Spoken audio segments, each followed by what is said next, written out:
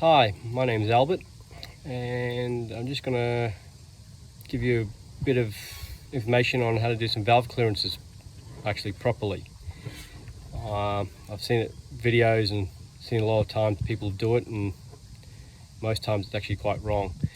So I'm just going to give an example here. This is actually on a Mitsubishi Pajero diesel engine.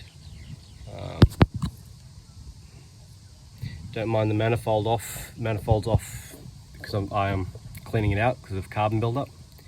But basically, this is the inlet side, that's the exhaust side. With it calls for a clearance of 0.1 of a mil and 0.15 of a mil for the exhaust. So 0.1, 0.15 over there. And there's a couple of ways of doing it, but basically the biggest gripe I have is when people do valve clearances is they do it like look at that, like that. Just, you know, I've just pulled the rocker cover off and done this. That's ridiculous. When you put it in there should be definite drag on it. Problem is a lot of this is done by apprentices, and apprentices are told, "Oh, I'll just do the clearances," and they say, "Oh, how do you do it? Light drag."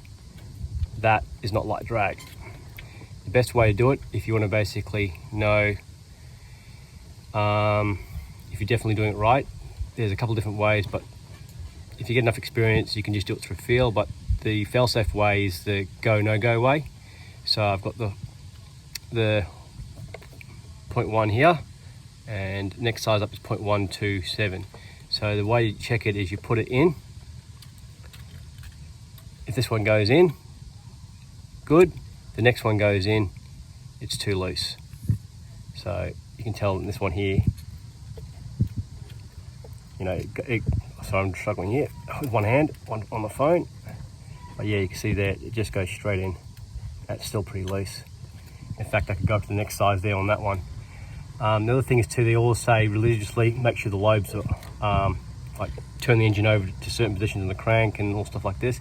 But pretty much, as long as the lobe is clearly, the tip of the nose of the lobe is clearly away from the roller, unless you got some monster cams, like some aftermarket monster cams or whatever, you would never need to worry about it. Obviously, you never do the clearance on these ones here. Same as these ones at the back. That one there would be borderline, so I'd clock it over a bit more. But that one there's no problem. This one over here, which is a slight angle, that's no problem. You can even see here, this one here, which is a bit on the angle there. That would be no problem too, but you'd probably just clock it just to be sure. So yeah, so hopefully that's a good way of doing it. But the main thing is, as I said, I'm not going to go through basically do this, do that, do this, because at the end of the day, if you're this point here, you should have a pretty good understanding of what you're doing. It's just, as I said, most times people haven't been shown the right way to do valve clearances, and the best fail-safe way to do it is the go no go method. So it should go through on the feeler gauge thickness that's required, and the next size should not be able to go in. And you'll probably find that there's noticeable amount of drag on the right size feeler gauge. And hopefully it's a bit of a help for someone. Thank you very much.